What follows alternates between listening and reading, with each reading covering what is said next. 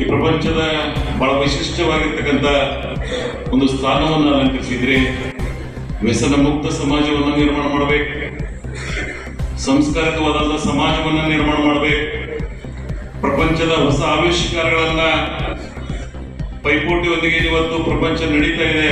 ಆ ದಾರಿಗೆ ಪ್ರಾಥಮಿಕ ಹಂತದಲ್ಲಿ ಶಿಕ್ಷಣವನ್ನು ನೀಡಬೇಕು. ಹಾಗೆ ಬಹಳ ಉತ್ಕೃಷ್ಟವಾದಂತ ಮಕ್ಕಳ ಭವಿಷ್ಯವನ್ನು ರೂಪಿಸಬೇಕು. ಮಕ್ಕಳ ಅಭಿರುಚಿಗೆ ಅನುಗುಣವಾಗಿ ಶಿಕ್ಷಣವನ್ನು ನೀಡತಕ್ಕಂಥ ಪ್ರಯತ್ನಗಳಾಗಬೇಕು. ಅಂದಾಗ ಮಾತ್ರ ಅದು ಶಿಕ್ಷಣ, ಆ ಶಿಕ್ಷಣಕ್ಕೆ ಗೌರವ ಬರ್ತಕ್ಕಂಥ ವಿಧಾನ. ಅಂತಾರಾಷ್ಟ್ರದಲ್ಲಿ ನಾವೆಲ್ಲ ಸೂಕ್ಷ್ಮವಾಗಿ ಗಮನಿಸ್ತಾ ಇರ್ತೀವಿ. ನಾನು ಬಹಳ ಸಂದರ್ಭದಲ್ಲಿ ಹೇಳಿ, today is world is very small. ಪ್ರಪಂಚದ ಯಾವುದೇ ಮೂಲೆಯಲ್ಲಿ ಏನು ನಡೀತದೆ ಅನ್ನೋದನ್ನ ವೆರಿ ನೆಕ್ಸ್ಟ್ ಸೆಕೆಂಡ್ ನಾವು ಮಾಹಿತಿ ಬರ್ತಕ್ಕಂಥ ಈ ಕಾಲಮಾನದಲ್ಲಿ ನಾವಿದ್ದೀವಿ. ಹಾಗೆ ಭಾರತೀಯ ಶಿಕ್ಷಣ ನೀತಿಯನ್ನ ಮಾನವ ಸಂಪನ್ಮೂಲ ಇಲಾಖೆ ಮುಖಾಂತರ, ಕರ್ನಾಟಕ ಸರ್ಕಾರ ಅಥವಾ ರಾಜ್ಯ ಸರ್ಕಾರಗಳು ಶಿಕ್ಷಣ ಇಲಾಖೆ ಮುಖಾಂತರ ಅನೇಕ ಯೋಜನೆಗಳನ್ನು ರೂಪಿಸಿವೆ. ಆದರೂ ಆ ಗುಣಮಟ್ಟ ಇನ್ನು ಎಷ್ಟರ ಮಟ್ಟಿಗೆ ಹೋಗಿದೆ ಅಂತಕ್ಕಂಥ ಆತ್ಮಾವಲೋಕನ ಈ ಸಭೆಯಲ್ಲಿ ಆಗಬೇಕು, ಇಂಥ ದಿನಾಚರಣೆಗಳಲ್ಲಾಗಬೇಕು. ಅಂದಾಗ ಮಾತ್ರ ಅದೊಂದು ಪ್ರಬುದ್ಧ ಸಮಾಜವನ್ನು ನಿರ್ಮಾಣ ಮಾಡತಕ್ಕಂಥ ಚಿಂತನೆಗೆ ನಾವು ಹೊಸ ದಾರಿಯಲ್ಲಿ ಸಾಗದಂಗಾಗ್ತದೆ, ನಮ್ಮ ಗುರಿಯತ್ತ ನಾವು ಸಾಗದಂಗಾಗ್ತದೆ.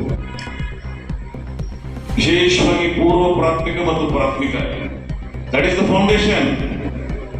ಆ ಗುಣಮಟ್ಟದ ಶಿಕ್ಷಣವನ್ನು ನೀವು ನೀಡದೆ ಆದ್ರೆ ಅವರ ಮೇಲೆತ್ತರದಲ್ಲಿ ಹೋಗಕ್ಕೆ ಸಾಧ್ಯ ಆಗ್ತದೆ.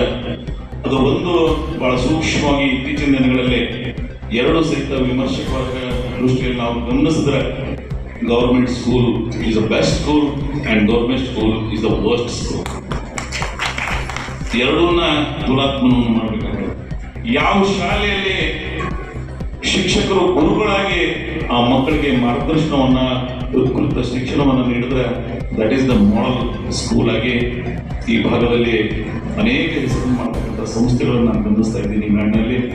ಹಾಗೆ ವರ್ಸ್ಟ್ ಸ್ಕೂಲ್. ಆ ಕ್ಯಾಂಪಸ್ ಹೋದ್ರೆ ಇಲ್ಲಿ ಯಾಕಂದ್ರೆ ಬಂದಿದ್ದೀವಿ ಅಂತಕ್ಕಂಥ ವಾತಾವರಣ ಆಗ್ತದೆ.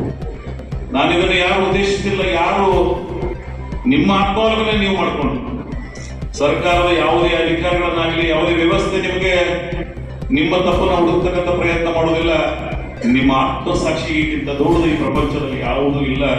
ನಿಮ್ಮ ಆತ್ಮಸಾಕ್ಷಿಗಾಗಿ ಆ ಮಕ್ಕಳ ಭವಿಷ್ಯವನ್ನ ರೂಪಿಸಿದ್ದೆ ಆದ್ರೆ ನೀವು ನಿಜವಾದಂತ ಗುರು ಅಂತಕ್ಕಂಥ ಮಾತನ್ನ ನಾನು ಈ ಸಂದರ್ಭದಲ್ಲಿ ಹೇಳಿ, ಆಗ ಗುರು ಕಂಕರ್ರಾದ ಸರ್ಕಾರಗಳು ಸೂಪರ್ ಪವರ್ ಕಂಟ್ರಿ ಸ್ವರೂಪದಲ್ಲಿ ನಾವು ಸಾಕ್ತಾ ಇದ್ದೀವಿ.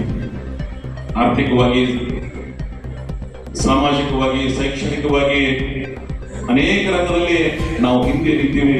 ಇವತ್ತು ಸ್ವಲ್ಪ ಬದಲಾವಣೆ ಕಂಡಿದ್ದೀವಿ.